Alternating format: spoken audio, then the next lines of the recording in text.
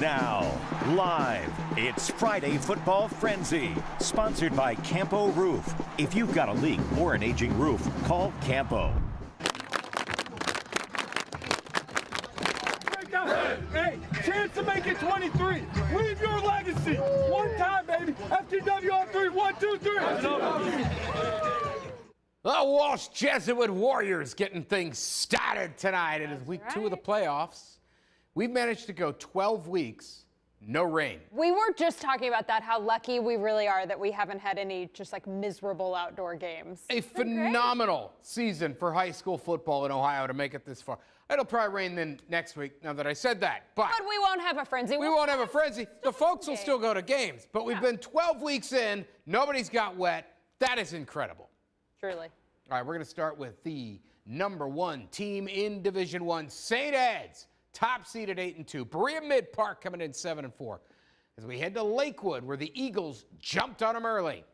Almost 1,400 yards, good dual threat quarterback, but coming off of a sloppy performance as Berea Mid-Park gets tested early. What a job! The Kent State commit Brandon White looked like he was dead to rights in the backfield, and instead it's a house call.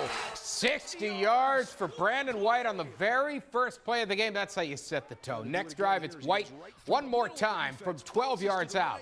And Eds is off to a 14-0 start. Keep their foot on the gas. Still in the first, they give it to the tight end, Joe Moore. And look at the big man rumbling, 23 yards for the touchdown. That makes it 21-0. Second quarter, they feed it to White again. He had 4 touchdowns tonight, and St. Ed's blows out Berea Mid-Park, 45-14. All right, we stay in Division I. The unbeaten Menor Cardinals, or the 2 seed. Jackson comes in 6-5. Let's head to Jerome T. Osborne Stadium, where these guys just never lose, and they certainly weren't going to tonight. 35-6 Cardinals when I arrived in the second. Handoff to Braylon Callahan. Breaks a tackle, goes 16 yards in for the score. Menor extends their lead 42-6. Then they get the ball right back. Ben Shank with the pick. Cardinals are going to turn that into a TD. And then as the clock winds down at the half, it's Danny Cristo, good from 37. Menor goes home to win this one big tonight, 52-6. All right, Division II, Region 5, top of the bracket there. It's #2 Walsh Jesuit, #7 Nordonia. Both teams coming in with 8 wins. Both teams have won 2 in a row. Let's go to Conway Stadium. Warriors have won 22 in a row at home. They wasted no time at all to make it 23. First play from scrimmage, Marty Tobin breaking tackles. And at the line, he's breaking free. And look at this dude go. 80 yards just seconds into the game.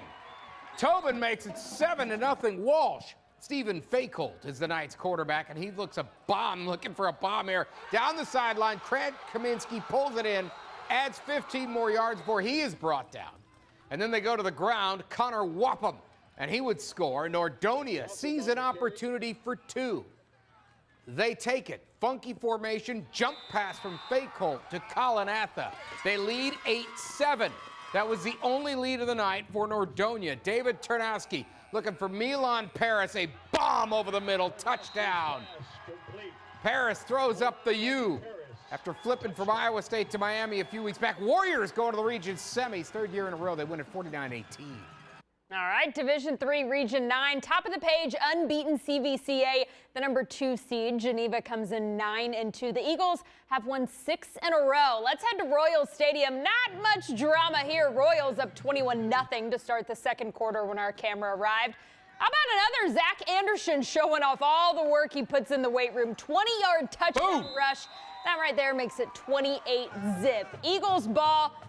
Check out this cannon of an arm, but it's a pop fly to right field.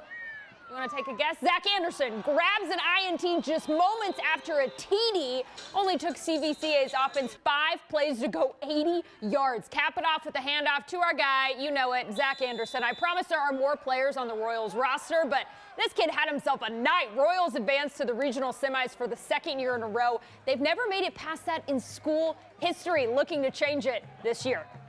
All right, Division III, Region 10, bottom there. It's the 4-5 matchup. Revere from Summit County comes in at 8-2. Rocky River, 9-2, has won 7 of its last 8. Let's take you to Richfield.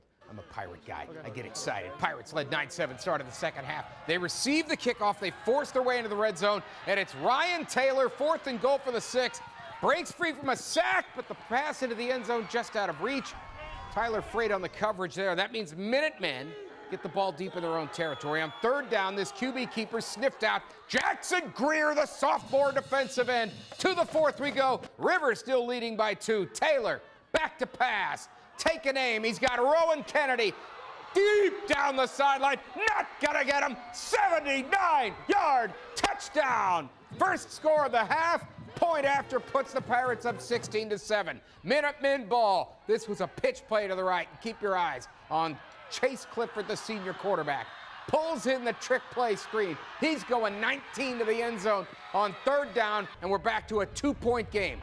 Pirates trying to drain the clock. But here comes a 3rd down. Taylor screen pass. Tristan Hughes making moves. Hughes, fantastic player for the Pirates. 36-yard touchdown. Hey, Rocky River, moving on. Setting up a rematch of the Week 9 Rocky River Buckeye game. This time in the regional semifinals. It'll be in Buckeye next week.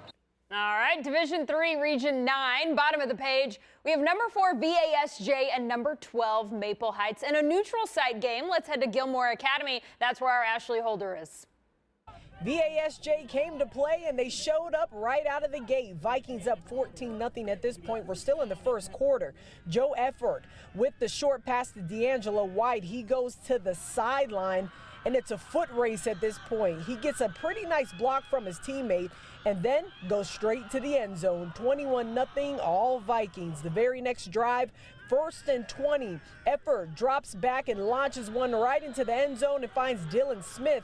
Vikings just running up the score. They put up 42 points alone in the first quarter. They add to it in the second quarter. Efford finds White once again, and he goes straight to the end zone. Vikings with 61 points in the first half. VASJ moves on 69-32.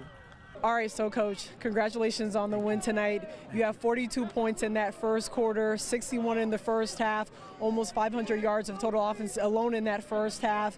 You win by over 30 points. Is this a statement win for you guys tonight? Well, not a lot of people have been talking about our young men, which is a little disappointing because we built a pretty good program, and I think they took it a little personally. We, ever since our loss in week 2, we've always practiced hard, but they have anteed up like there's no tomorrow, and they practice like champions. And I love our kids. I mean, the kids you saw on that field, they're going to be leaders in this world one day. They're going to be doctors and lawyers and business. They're going to be in the NFL. So I love our kids, and I'm blessed to be here.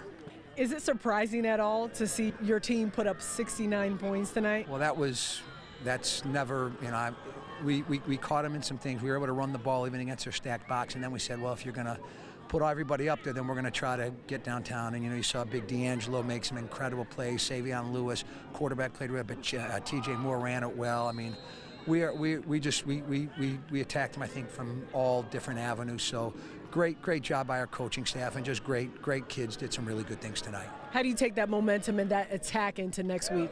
Got to go 1-0 next week. Got to go down to Canfield. They're the #1 seed.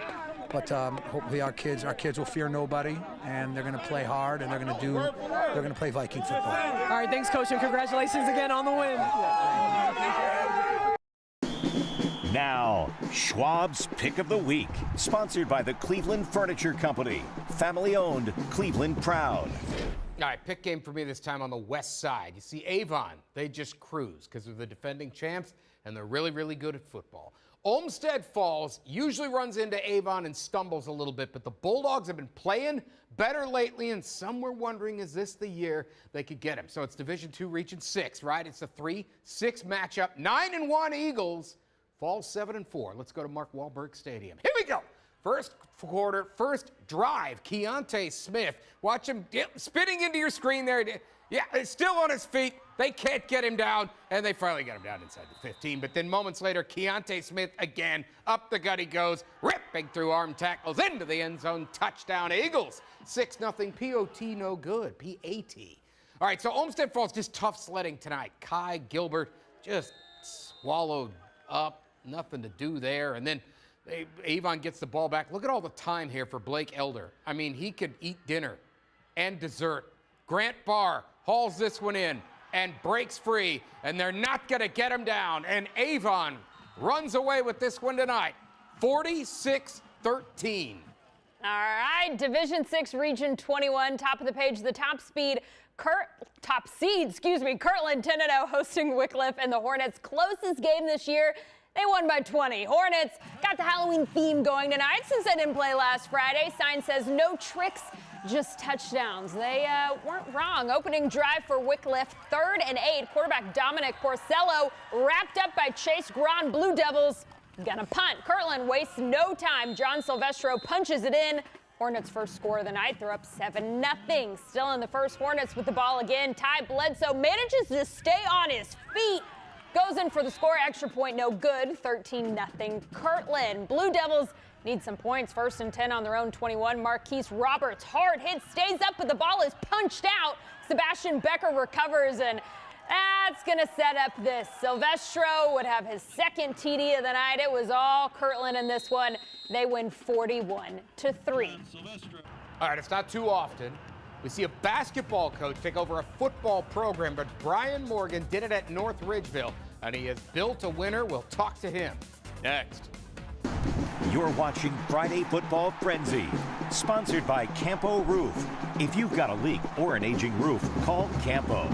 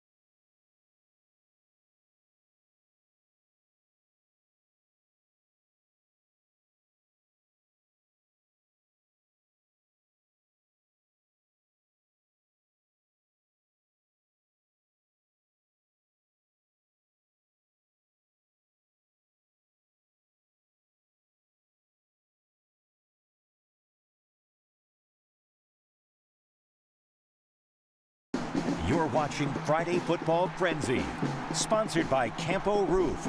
If you've got a leak or an aging roof, call Campo.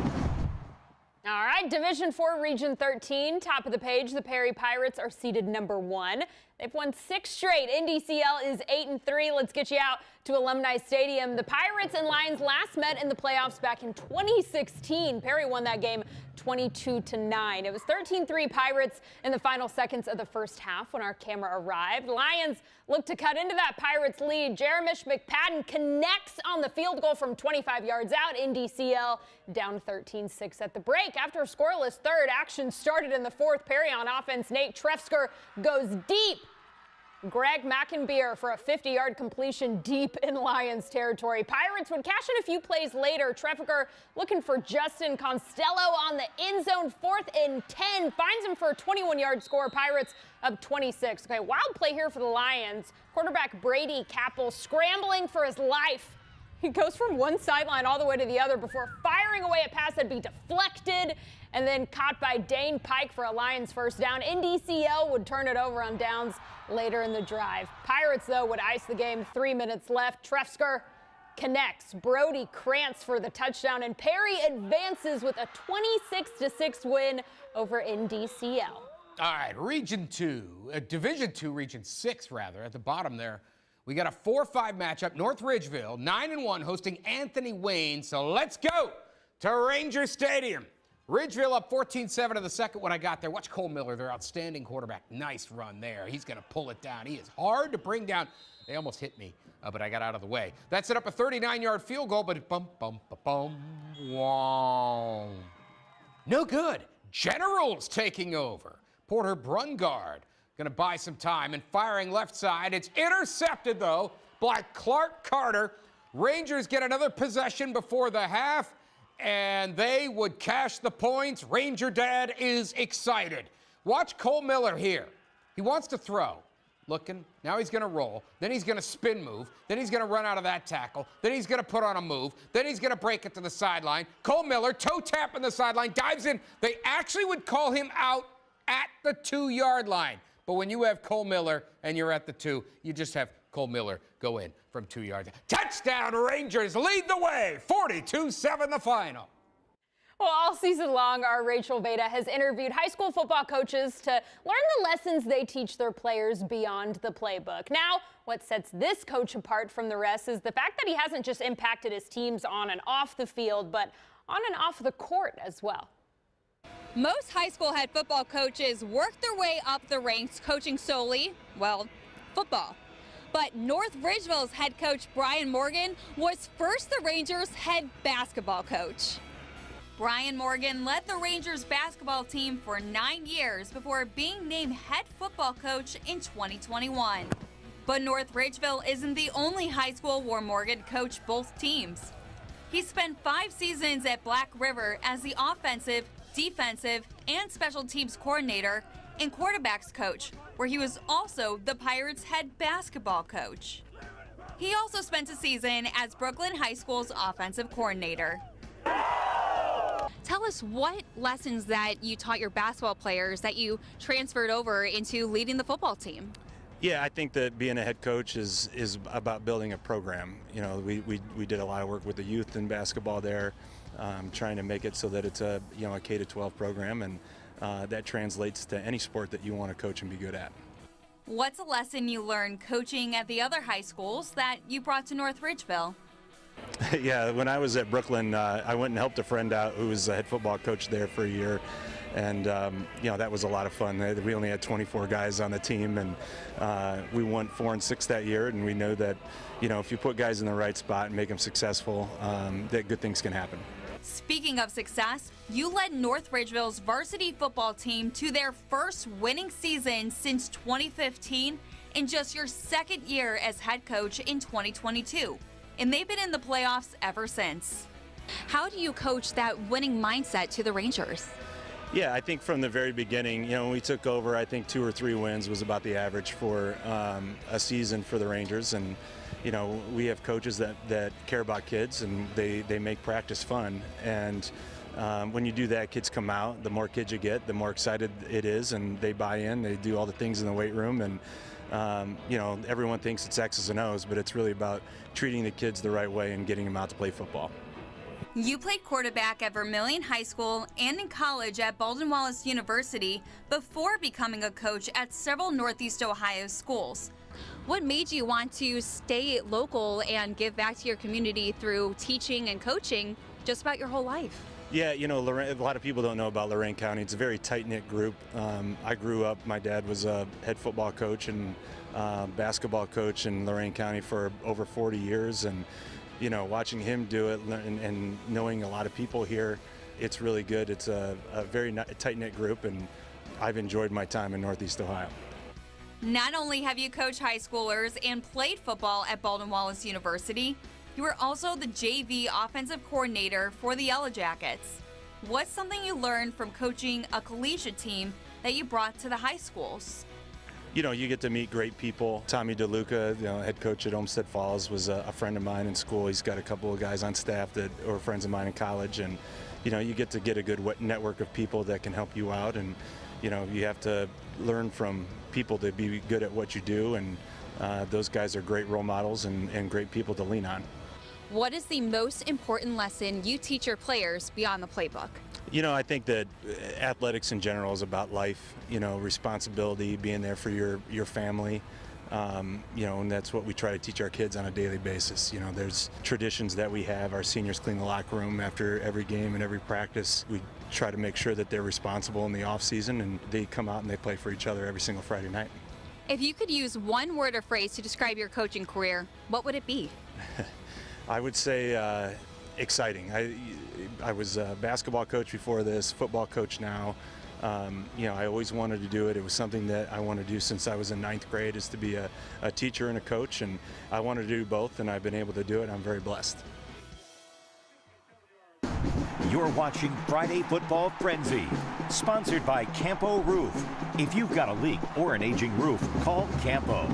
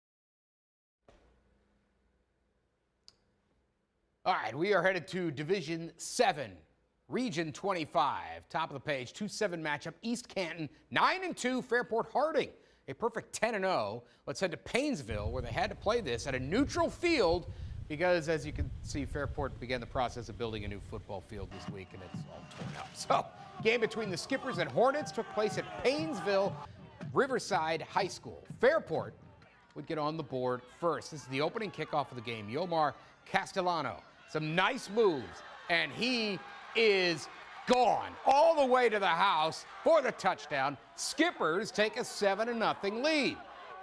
Rest of the night belonged to the Hornets. Late first quarter, Dylan Anderson straight ahead into the end zone from 5 yards out. East Canton would tie the game up at 7 after that, and East Canton would advance with a 46-26 win over Fairport Harding. Back to Division II, Region 6. Top of the page, unbeaten Wadsworth. The Grizzlies 10-0, averaging, this is crazy, 47 points a game. They're so good. Let's see how they did with St. Francis de Sales out of Toledo. Mike, I'm going to tell you what I think. I think Levitt changed jerseys. All right, first quarter, Wadsworth in red. How many times have we seen this? Gavin Madigan up the middle. A lot. Yeah, 47 yards for the TD. Grizzlies up 7-0. Second quarter, they strike again. Bryson Hall over the middle. Calix Limp. He does the rest. 31 yards on the score, 13-0 Wadsworth. Third quarter, Hall on the play action, going deep to Limp. Yeah, that'll work. 30-yard score. Wadsworth wins big tonight, 34-6. All right, Division II, Region 5, bottom of the page there. The 4-5 matchup. Hudson 9-2, coming off 2 straight shutouts. Lake 7-3. Let's take you to the Blue Streak Stadium in Uniontown. Here's Hudson in white. First quarter, Hayden Lipinski. The little flip to Nathan Judy, who's going to barrel through everybody and get in. 14-yard touchdown, 7-3 Hudson. Second quarter, the snap to Judy, who's just going to take off. Rolling, firing, finding Anthony Palucci for the shorty score. 14-3 Explorers at the half. Fourth quarter, here comes Lake. A biggin, deep ball, and it's a tip drill. Comes down to Ty to George for the touchdown. 14-12, last chance for Lake. 4th and 11, trying to get within field goal range. Incomplete, and it's a big win for Hudson on the road. 14-12, the final. All right, Division III, Region 9. Bottom of the page is a 3-6 matchup. 8-2 Hawken hosting 9-2 Akron East. Let's head out to Gates Mills. Hawken in the home red opening kickoff. They go for the onside. It works. They would score to go up 7-zip. Unfortunately, that was it for Hawken. Marlon Ingram Jr. deep to Lawrence Cherry. They would get the 2, go up 8-7 early. Second quarter, okay, watch number 4, Levance Bratton, up the middle for 6. 20-7 Dragons at the break. Then first play of the third, Hawken trying to rally. Oh no, that's going the other way. Pick 6 for Terrell Kareem Jr. East gets the road win, 36-16. Wow. Your Cleveland game day starts on 19 News with the Serpentini Tailgate 19, Sunday at 11 a.m. Featuring Mark Schwab and legendary Browns players. Tailgate 19, sponsored by Serpentini Chevrolet. Mark Schwab, that's you. They just said your name. I'm that guy. You're that guy. Browns coming off their bye week on the road at the Jets. Little change up, second year in a row. Kevin Stefanski handing over play calling responsibilities. It's now going to be Tommy Rees. Is anything going to change with this offense? I don't think so. All right, so I'm going to ask you, does he have the same players? Correct, yes. Does he have the same plays? Correct, yes. Okay, then I don't expect this to really go anywhere. Is it still Dylan Gabriel? I think so. Yes, it is. So I don't think as much is going to change. He tried this last year. They went to Dorsey. It didn't work out. It worked out so well, they fired Dorsey. All right, if you missed any of the show, you can catch it again on the stream starting Saturday at 8 a.m. That is on 19 News Plus. All right, it has been so much fun bringing you these games over the last 12 weeks. Frenzy's going to be put to bed for the year. For Rachel Veda, Ashley Holder, Leah Doherty, I'm Mark Schwab. We're going to send you out with the Marching Explorers of Hudson. See ya!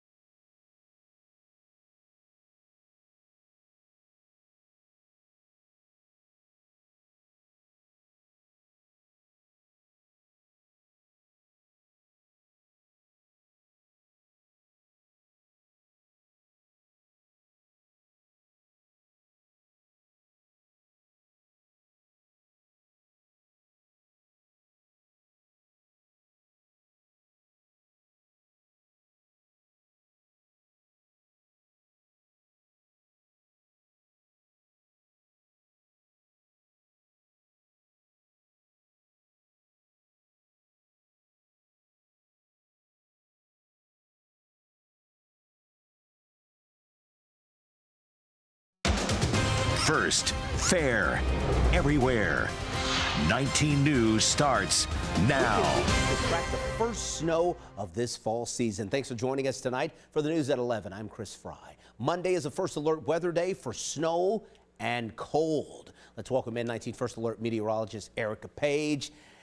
You've been crunching the numbers. Yeah. What's the latest on this tracking system right now that's going to bring us first flakes for the fall? Yeah, so really it'll all begin on Sunday. So keep that in mind as you're getting to some of your weekend plans. I highly suggest if you need to do some outdoor errands or some shopping or whatever it may be that takes you out of the house, I would highly suggest doing that on Saturday before the rain starts to move in Sunday, because it will take some time for that temperature to come down and eventually transition over to some of that snow. But once it does, we're going to see some winds become a bit more favorable to get a better setup for some lake effect snow bands, and that's where you could have some interesting travel conditions by the time we get into your Monday. Not to mention, it's also going to be a little windy